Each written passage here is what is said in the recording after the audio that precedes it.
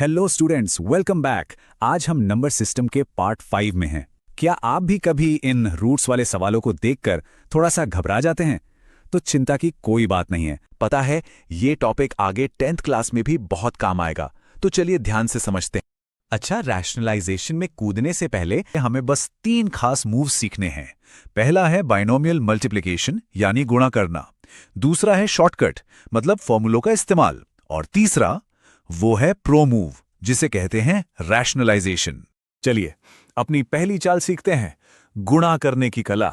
ये वो foundational move है, मतलब वो बेसिक तरीका जो हमेशा हमेशा काम आएगा जब भी रूट्स वाले एक्सप्रेशंस को मल्टीप्लाई करना हो।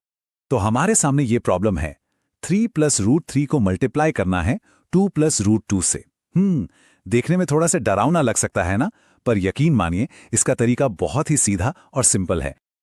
इस तरह के सवाल को हल करने के लिए हम यूज करेंगे डिस्ट्रीब्यूटिव लॉ। अब यह सुनने में भारी लगता है, पर इसका मतलब बहुत सीधा सा है। पहले ब्रैकेट के हर नंबर की गुणा दूसरे ब्रैकेट के हर नंबर से करनी है। मतलब पहले हम 3 को उठाएंगे और उसे 2 और √2 दोनों से मल्टीप्लाई करेंगे। फिर हम √3 को उठाएंगे और उसे भी 2 और √2 दोनों से मल्टीप्लाई करेंगे। अब यहां एक बात पर गौर कीजिए, जो बिना रूट वाला नंबर है और जो रूट वाला है वो आपस में मिक्स नहीं होते, वो बस दोस्त बनकर साथ में खड़े हो जाते हैं। जैसे 3 और √2 बन गए 3√2। और जब दो रूट वाले नंबर मल्टीप्लाई होते हैं जैसे √3 और √2, तो वो एक ही छत के नीचे मतलब एक ही रूट के अंदर आ जाते हैं। तो √3 × √2 बन गया √6। अब देखिए, 3 को 2 से किया तो 6 आया, 3 को √2 से किया तो 3√2 और इसी तरह आगे भी। आप ध्यान से देखो, इनमें से कोई भी रूट टर्म एक जैसा नहीं है, मतलब हम इन्हें और नहीं जोड़ सकते। तो बस यही हमारा फाइनल सिंप्लीफाइड आंसर है। चलिए अब गेम का लेवल थोड़ा बढ़ाते हैं। गुणा करने का वो लंबा वाला तरीका तो हमने सीख लिया, वो तो हमेशा काम आता है। लेकिन कुछ खास तरह की प्रॉब्लम्स के लिए ना एक तेज, एक कह सकते हैं जादुई शॉर्टकट भी है, और वो है फॉर्मूले। जरा इस सिचुएशन को देखिए। अगर दोनों ब्रैकेट्स में नंबर बिल्कुल सेम हो, जैसे यहां √5 और √2 है, और फर्क सिर्फ बीच के साइन का हो, एक में माइनस एक में प्लस, तो फिर वो लंबा वाला रास्ता क्यों लेना? स्मार्ट तरीका है सीधे फॉर्मूला लगाना, a - b a + b जो होता है a² - b²। और ये देखिए जवाब कितनी तेजी से आ गया। √5 का स्क्वायर मतलब 5, √2 का स्क्वायर मतलब 2। बस 5 में से 2 को माइनस किया और जवाब है 3। देखा, फॉर्मूले ने सारा काम कितना आसान और तेज कर दिया। अब आते हैं एक ऐसी जगह पर जहां अक्सर गलती होती है। यहां हमें √5 + √2 का स्क्वायर करना है। याद रहे, a + b² का फॉर्मूला होता है a² + 2ab + b²। ज्यादातर लोग बीच वाला 2ab टर्म भूल जाते हैं। हमें ये गलती नहीं करनी। तो चलिए इसे हल करते हैं। √5² हो गया 5, √2² हो गया 2, और 2ab वाला पार्ट बन गया 2 × √5 × √2 जो होता है 2√10। तो फाइनल जवाब हुआ 7 + 2√10। और हाँ, एक और जरूरी बात, 5 और 2 तो जुड़कर 7 हो गए, पर √5 और √2 जुड़कर √7 नहीं होते। ये गलती कभी नहीं करनी। तो अब तक हमने जो कुछ भी सीखा है ना, उसे इस्तेमाल करने का टाइम आ गया है। चलिए अब हम अपनी आखिरी और सबसे जरूरी चुनौती पर चलते हैं, हर का परिमेयकरण या रैशनलाइजिंग द डिनोमिनेटर।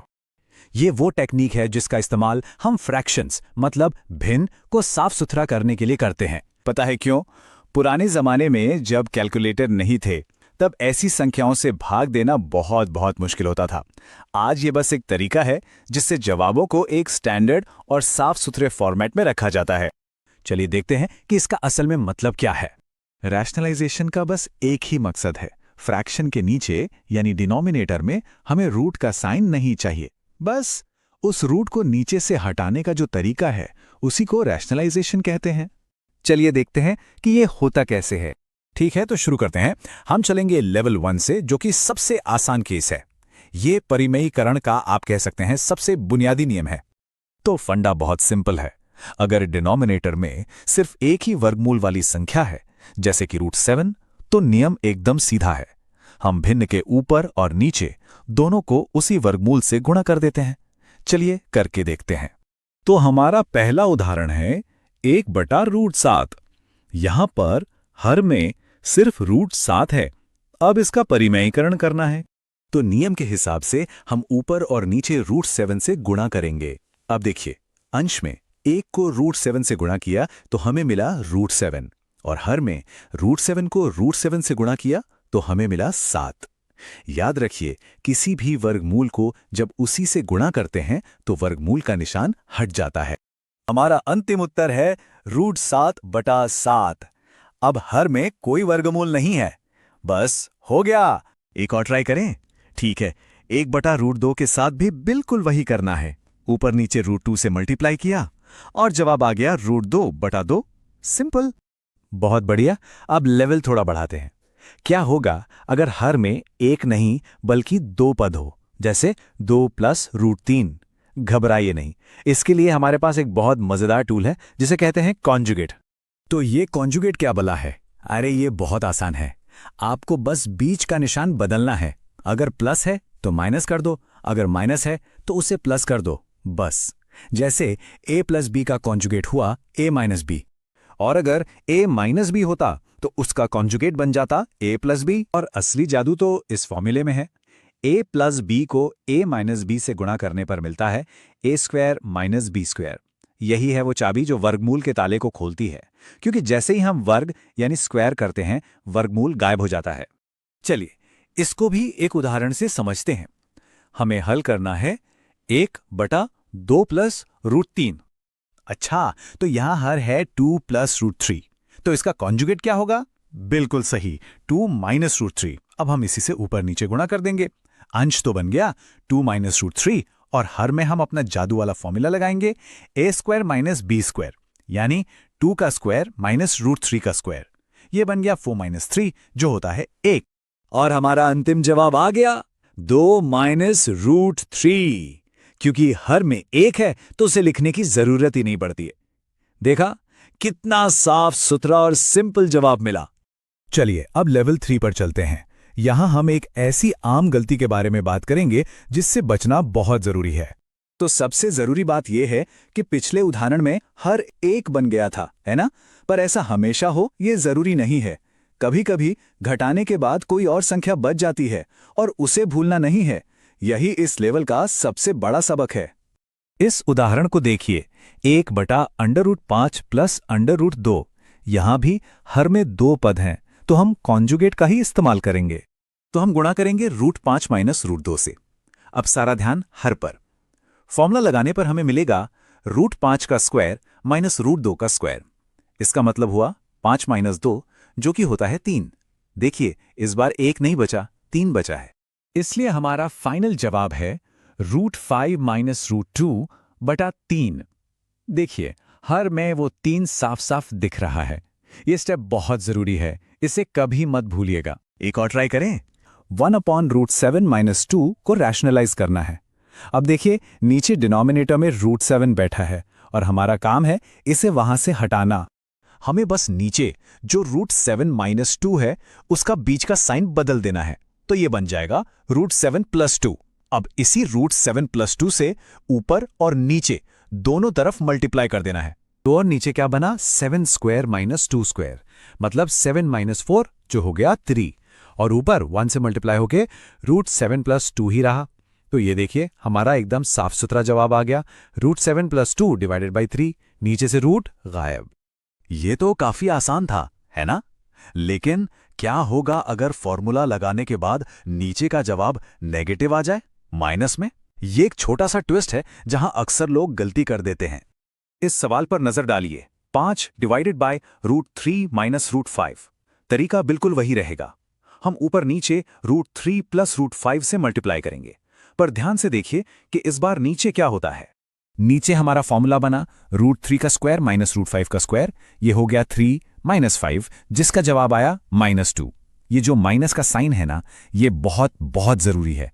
इसे बिल्कुल भी नजरअंदाज नहीं करना है, क्योंकि नीचे -2 आया है। वो माइनस का साइन अब पूरे फ्रैक्शन के लिए है। तो हमारा फाइनल आंसर हुआ -5/2 × √3 + √5। देखा, उस एक छोटे से माइनस साइन ने पूरे जवाब को ही नेगेटिव बना दिया।